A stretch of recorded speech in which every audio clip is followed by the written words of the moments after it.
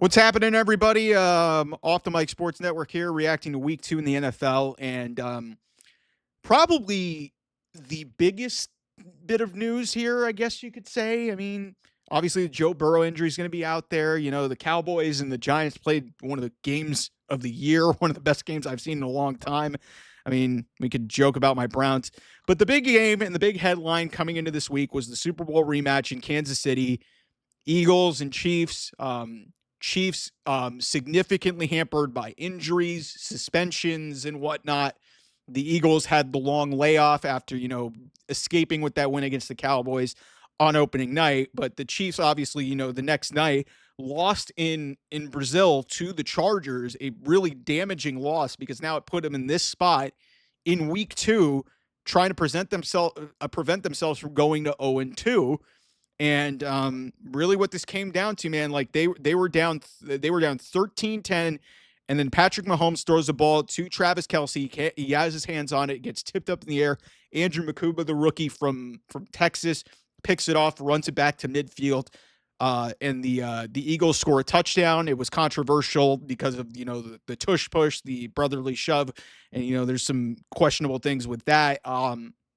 But the Eagles end up scoring and going up 20-10. The Chiefs get a late touchdown, but are unable to get the ball back, and they lose 20-17. This is significant for a couple of reasons. The Chiefs haven't started 0-2 under Patrick Mahomes. They haven't started 0-2 in like a decade. Patrick Mahomes, this is the first time in his career that Patrick Mahomes has lost 3 consecutive games, because you count the Super Bowl, obviously, last year. Here's the question for me. Are the Chiefs in trouble? And I think they are. They are definitely in a bit of trouble, because here's what their outlook looks like for the rest of the season. They're at the Giants. They should win that game. But Russell Wilson looked like the old Russell Wilson. He did throw a costly pick at the end of the game, but that's not going to be the cakewalk. Then they face the Ravens at home. The Ravens, to me, are the first or second, depending on what you look at, the first or second best team in the AFC. And the first or second best team in the NFL. They're at the Jags. Jags are better. Lions, that's a tough game. Raiders are much better. Commanders are a tough team. They're at Buffalo. Good luck with that. At the Broncos have had their number. Colts are a much better team. They're at the Cowboys. That is on Thanksgiving. Then they get the Texans. They play the Chargers at home. They're at Tennessee. Then the Broncos on Christmas. And then at the Raiders.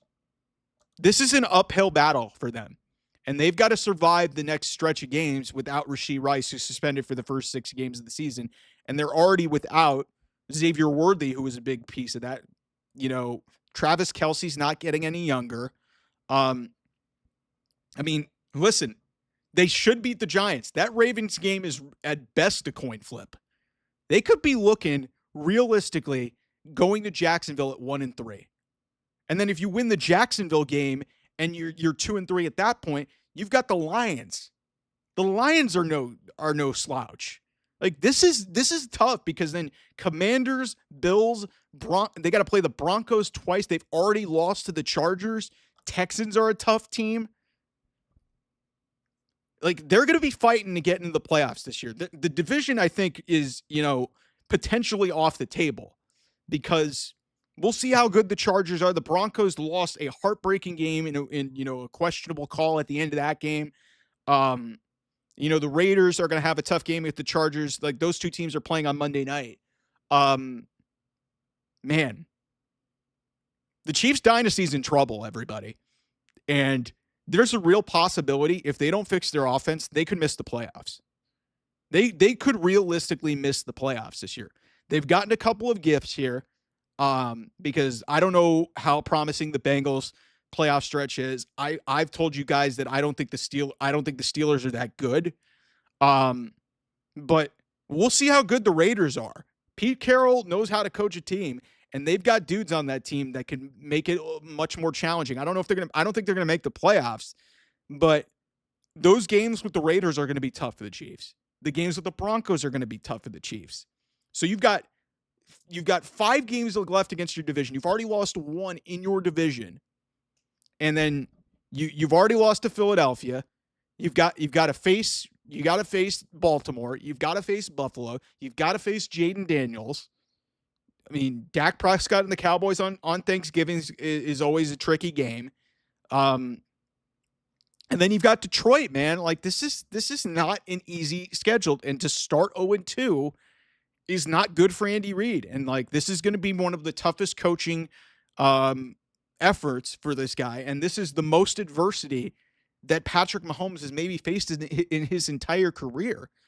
And Travis Kelce and him are not getting any younger, and they have a lot of deficiencies on offense. The wide receiver play, they haven't been able to stretch the field, but that hasn't been a thing for the years. But they've been able to get through this because of how how mentally tough they've been, and they faced adversity like in games.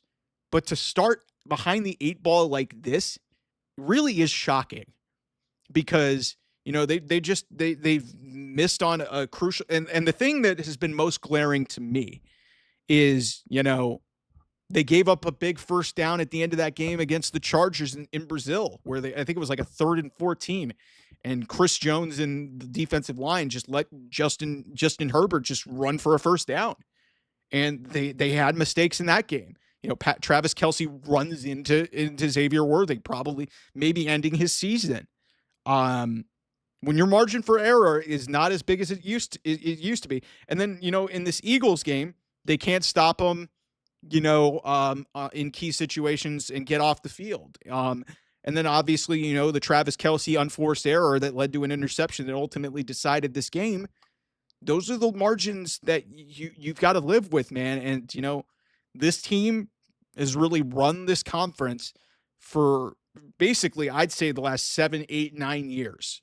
Like literally every conference title game has been involved with with the Kansas City Chiefs.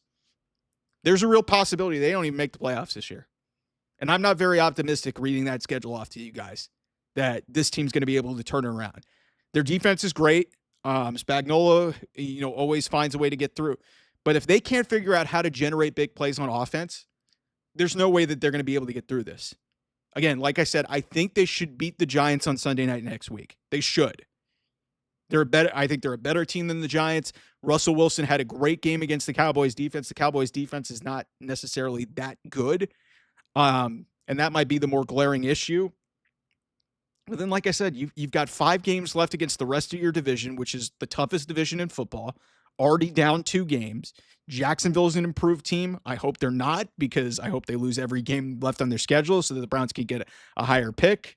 You still got to face the Ravens. Like this is not going to be this is potentially going to be the worst season for Patrick Mahomes as a professional. Listen, I hope they prove me wrong. I know a lot of people hate the Chiefs. I think Kansas City and Patrick Mahomes and Andy Reid being at the top of football is good for the league, because that's a generational player. That's a generational player. Travis Kelce, whether you love him or you hate him, that's good for the league. So we'll see where this goes, man. But this is not a good look. This is not a good look for the Chiefs to start 0-2. Anyway, thanks so much. I'll see you guys soon. Bye-bye.